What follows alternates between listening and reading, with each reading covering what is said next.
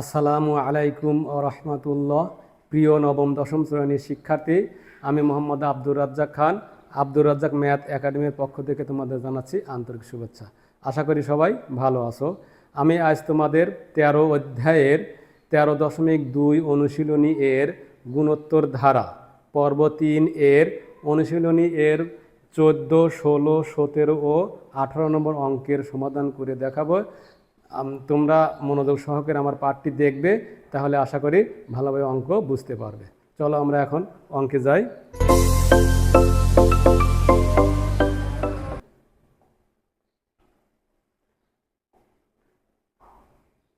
দেখো, এখানে 14 নম্বর অঙ্ক আর 11 হলো নতুন বইয়ের 26 সালের অঙ্ক। এখানে বলা আছে log 2 log 4 প্লাস log 8 ধারাটির প্রথম 10টি পদের সমষ্টি কত। তাহলে 10টি পদের সমষ্টি এখন বলছে, আমরা সমাধান করব। সমাধান প্রথম 10টি পদের সমষ্টি, তাহলে প্রথম 10টি পদের সমষ্টি,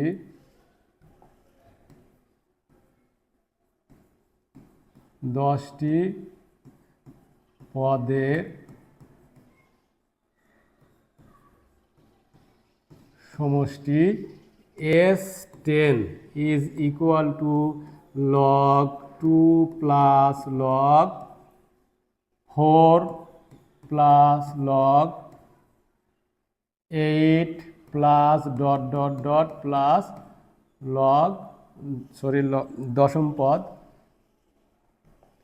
প্লাস 10তম পদ।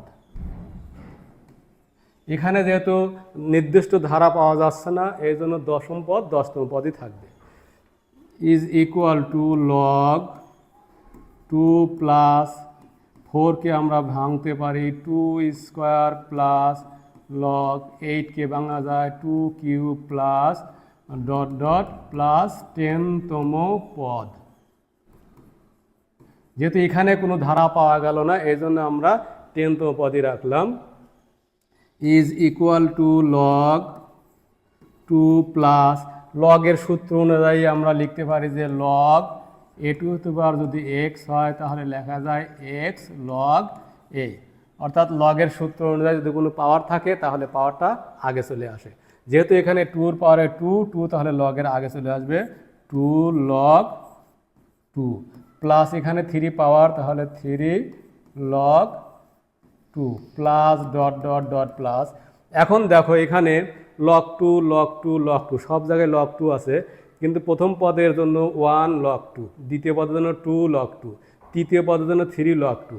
তাহলে আমরা কিন্তু নির্দিষ্ট একটা ধারা পেয়ে যাচ্ছি, অর্থাৎ প্রথমের জন্য 1, দ্বিতীয়ের জন্য 2, তৃতীয়ের জন্য 3, চতুর্থের জন্য 4। তাহলে 10তম পদের জন্য হবে 10 log 2, 10 log 2 is equal two. এখন দেখো, লগের ক্ষেত্রে এবং ত্রিকোণমিতির ক্ষেত্রে কমন নেওয়ার সময় অবশ্যই আমরা পরে কমন নিব, আগে কিন্তু কমন নিলে সমস্যা। এই জন্য লগ অথবা ত্রিকোণমিতির ক্ষেত্রে যদি কমন নিতে হয় তাহলে আমরা পরে কমন নেব। এখানে log 2 log 2 log 2 সব জায়গায় log 2 আছে, তাহলে log 2 যদি কমন নেই তাহলে log 2 কমন নিলে এখানে 1 থাকে, প্লাস এখানে 2 থাকে, প্লাস এখানে 3 থাকে, প্লাস প্লাস এখানে 10 থাকছে। আমরা কিন্তু কমন নেব log 2। log 2 লগের ক্ষেত্রে অবশ্যই পরে কমন নিতে হবে। ইজ ইকুয়াল টু, এখন এখানে একটা সূত্র আমরা জানি যে 1 plus 2 plus 3 plus plus n সংখ্যক যদি পদ হয় তাহলে n into n plus 1 divided by 2। তাহলে এখানে আমাদের 1 প্লাস 2 প্লাস 3 প্লাস 10 আছে, এখানে n তম সংখ্যক পদের সমষ্টি, তাহলে n ইন্টু n প্লাস 1, আর এখানে যদি 10 সংখ্যক পদের সমষ্টি, তাহলে 10 ইন্টু 10 প্লাস 1, তাহলে 10 ইন্টু 10 প্লাস 1 ডিভাইডেড বাই 2, আর এই log 2ই থাকবে। ইজ ইকুয়াল টু, তাহলে 10 ইন্টু 10 আর 1 গুণ করলে 11 divided by 2 log 2 is equal to, যদি কাটা দেয় তাহলে 10কে 2 দ্বারা ভাগ করলে 5 হয়, তাহলে 5 11 55, 55 log 2, এটা আমাদের অ্যান্সার। আশা করি ভালোভাবে বুঝতে পেরেছো। এখন সমাধান করে দেখাবো হলো 16 নম্বর।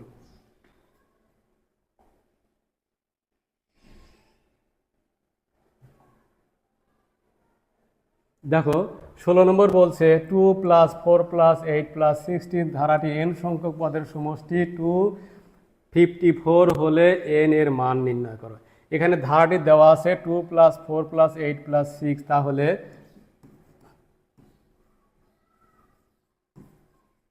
সমাধান প্রথম পদ, ধারাটির প্রথম পদ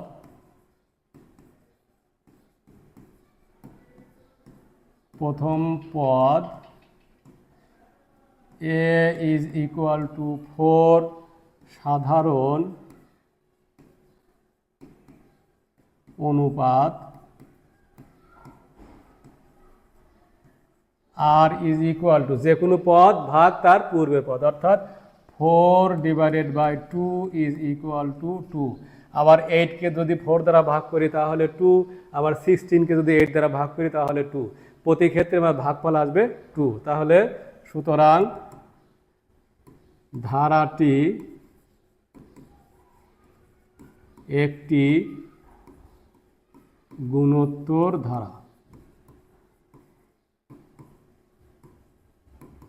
এখানে বলা আছে সমষ্টি দেওয়া আছে, তাহলে যেহেতু r এর মান 1 এর চেয়ে বড়, যেহেতু r > 1, r এর মান 1 এর চেয়ে বড়, সুতরাং n সংখ্যক পদের সমষ্টি Sn = a ইন্টু, যেহেতু r বড় অবশ্যই r এর মান আগে থাকবে, অর্থাৎ a × r⁻n - 1 / r-1।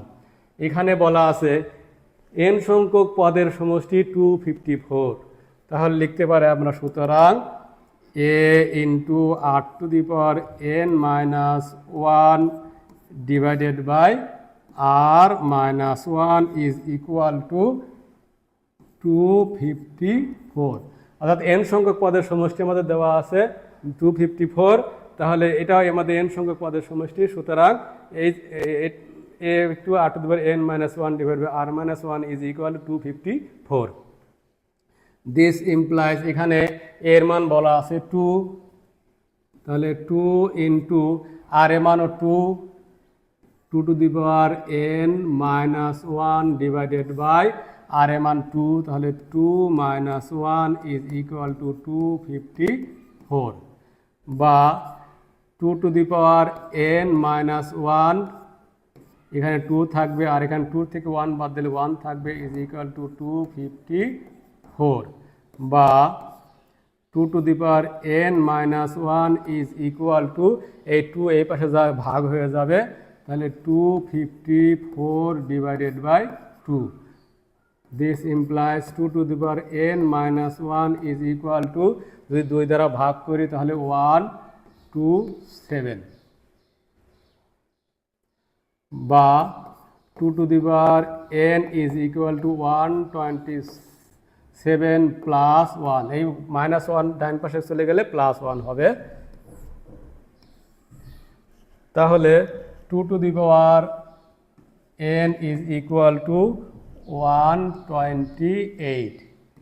This implies 2⁻n = এটা যদি আমরা ভাঙি তাহলে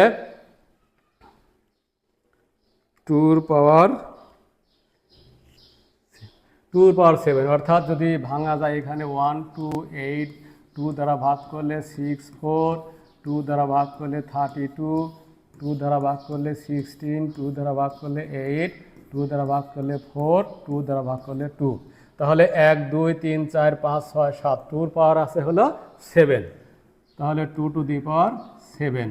দিস ইমপ্লাইজ 2⁻n আবার 2⁻7, যেহেতু একই জিনিসের পাওয়ার ভিন্ন ভিন্ন, তাহলে লেখা যায় n = 7। সূত্র অনুযায়ী a⁻x = যদি a⁻ ওয়াই হয়, তাহলে লেখা যায় x is equal to Y.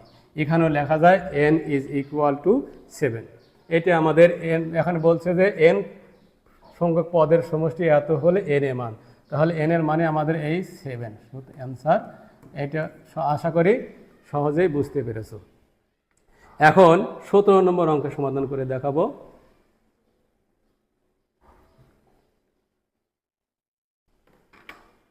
দেখো 17 নম্বর বলছে 2 - 2 + 2 - 2 ধারাটির 2n+2 সংখ্যক পদের সমষ্টি কত। এখন এই অঙ্কটাই যদি এমসিকিউতে আসে তাহলে কিন্তু আমরা সহজেই বলতে পারবো। এখন যদি বলে যে দ্বিতীয় পদের মান কত, বা পঞ্চম পদের মান কত, দশম পদের মান কত, এখন এখানে দেখা যাচ্ছে কিন্তু প্রথম পদ 2, তৃতীয় পদ +2, আবার দ্বিতীয় পদ -2, চতুর্থ পদ -2, অর্থাৎ জোড় সংখ্যক পদের মান হলো -2 আর বিজোড় সংখ্যক পদের মান হলো +2।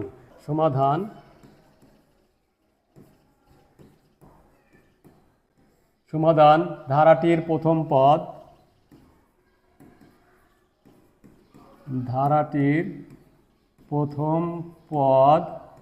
a ইজ ইকুয়াল টু 2, প্রথম পদ হলো 2।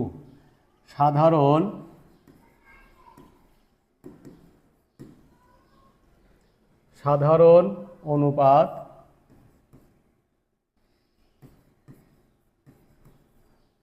r ইজ ইকুয়াল টু যে কোনো পদ থেকে তার পূর্বপদ বিয়োগ, অর্থাৎ যে কোনো পদ থেকে তার পূর্বপদ ভাগ, অর্থাৎ -2 / 2 ইজ ইকুয়াল টু -1।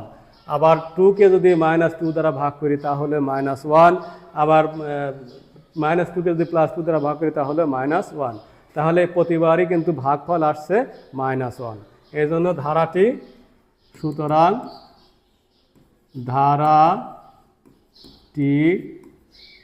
একটি গুণোত্তর ধারা।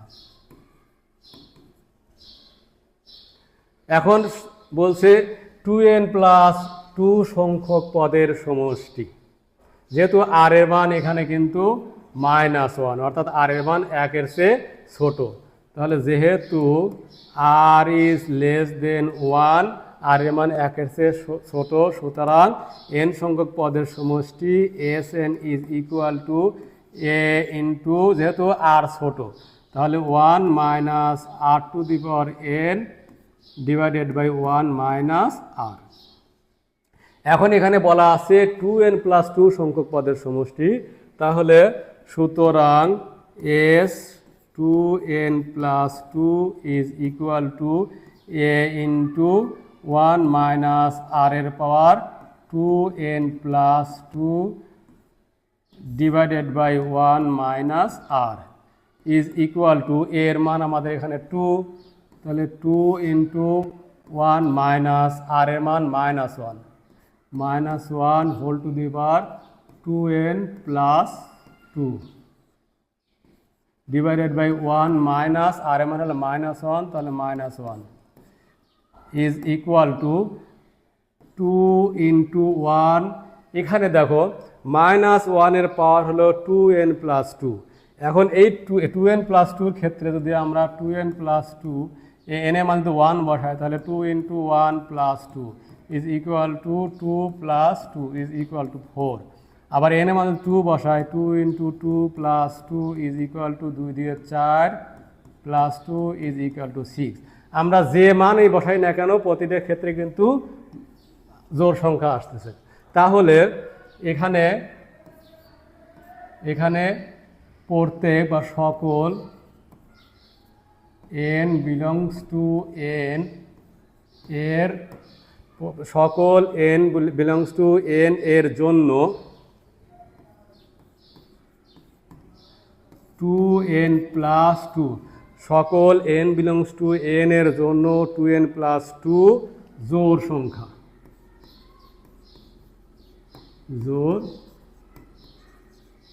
সংখ্যা, কারণ আমরা 1 বসায় জোর পেলাম, 2 বসায় জোর পেলাম, আর 3 বসাই তাহলে 2 into 3 + 2 is equal two 3 × 6 + 2 is equal two 8।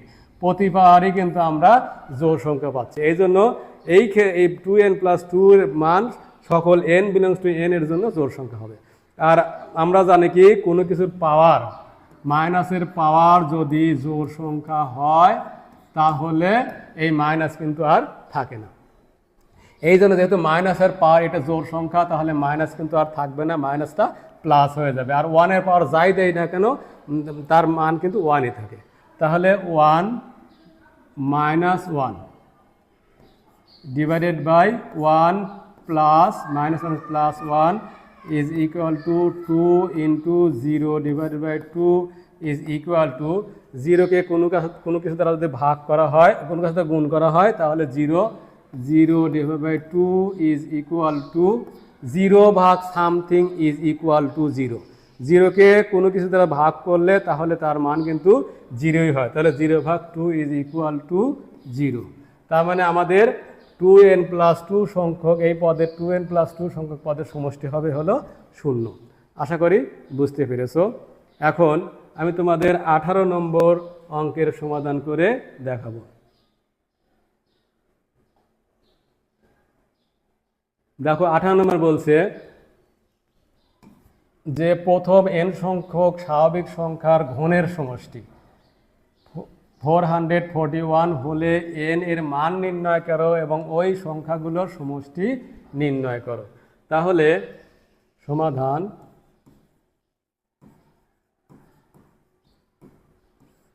বলছে n সংখ্যক স্বাভাবিক সংখ্যার সমষ্টি। তাহলে লেখা যায় n সংখ্যক স্বাভাবিক সংখ্যার সমষ্টি।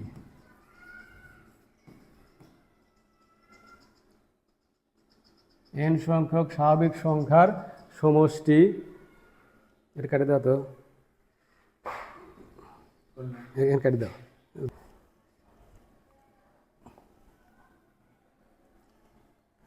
n সংখ্যক স্বাভাবিক সংখ্যার ঘনের সমষ্টি।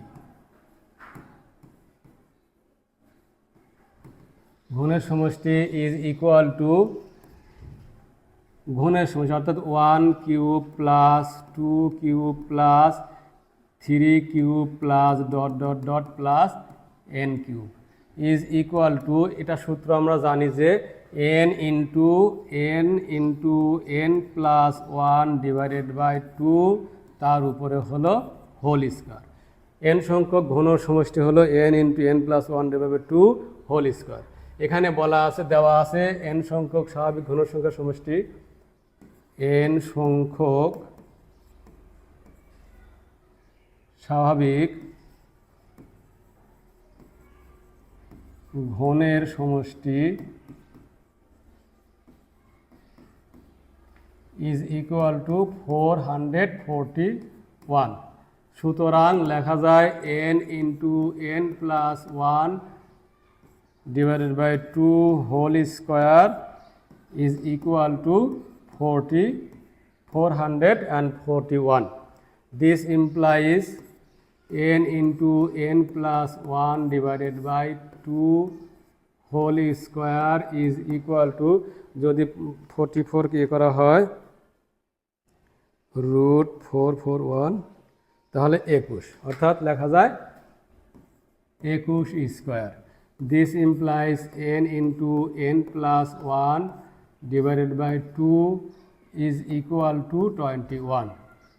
This implies n into n plus 1 is equal to, যদি আর গুণ করি 1 এর সাথে এটা গুণ আর 2 এর সাথে এটা গুণ, 2 হকে 2, 2 দুগুণ 4. This implies n square plus n minus 44 is equal to 0. তাহলে মিডিল টার্ম যদি 42 থাকে, 6 7 42, 7 থেকে 6 বাদ দিলে আমাদের 1 হয়। এখানে যেহেতু n square plus n minus 40 আছে, এখন মিডিল টার্মের নিয়ম হলো এই 42কে ভাঙবো। 42 ভাঙলে 7 গুণ 6 ইজ ইকুয়াল টু 42, আর 7 থেকে যদি আমরা 6 বাদ দিই তাহলে পাবো হলো 1।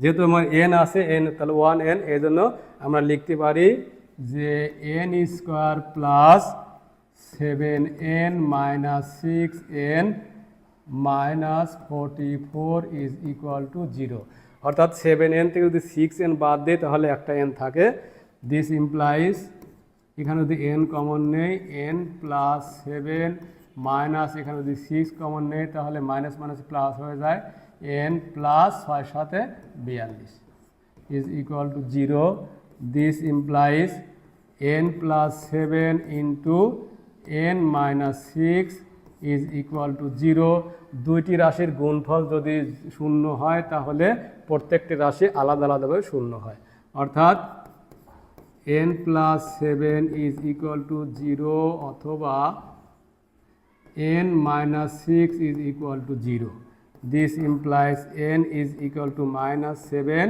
সুতরাং n is equal to 6 minus মান গ্রহণযোগ্য নয় গ্রহণযোগ্য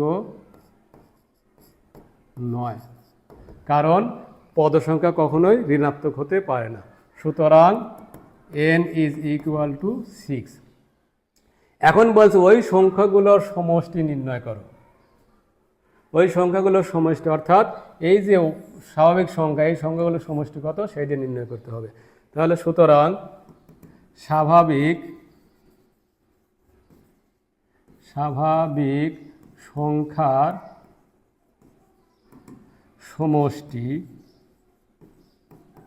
is equal to n into n plus 1 divided by 2 স্বাভাবিক সংখ্যার সমষ্টির সূত্র n into n plus 1 divided by 2 এখানে n এর মান হলো 6 তাহলে লেখা যায় 6 into 6 plus 1 divided by 2 is equal to 6 গুণ 6 একে 7 divided by 2 2 একে 2 3 দুগুণে 6 তাহলে 3 7 21 n সংখ্যক ওই সংখ্যাগুলো তাহলে n সংখ্যক স্বাভাবিক সংখ্যার সমষ্টি হলো 21 আশা করি বুঝতে পেরেছো পরবর্তী পাঠ দেখার জন্য আমন্ত্রণ জানিয়ে আজকের মতো এখানে শেষ করেছি আর আমার পরবর্তী পাঠগুলো দেখার জন্য আমার চ্যানেলটিকে সাবস্ক্রাইব করে পাশে থাকবে সবাই ভালো থাকবে আসসালামু আলাইকুম রহমতুল্লাহ